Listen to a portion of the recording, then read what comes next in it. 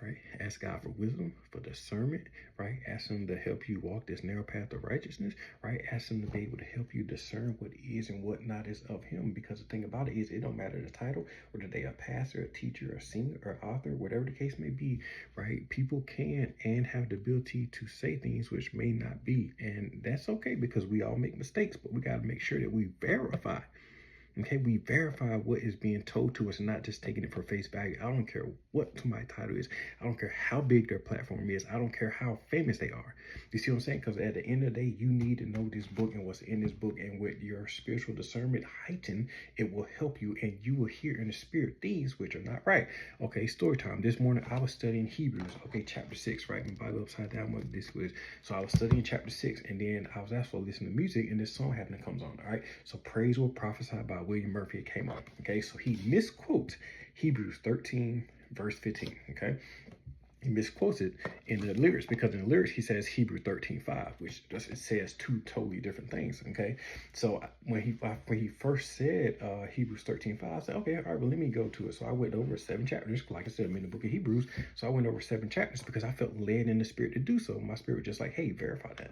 So I did, and I was like, wait a minute. I was like, this ain't matching up with what is being said and then what he is saying in the lyrics. So the thing about it is, this ain't an attack at his character or anything like that. This just really just the reality of it don't matter how big we get that we can make mistakes. And also the text tells us in the very last days, the very elect will be deceived. That means people who've been around for a while will be deceived. And you got to know this book. You got to walk by the spirit. The spirit is going to let you know. I'm telling you, I felt it in my spirit. I just went and verified it. And I was like, ooh, this is wrong.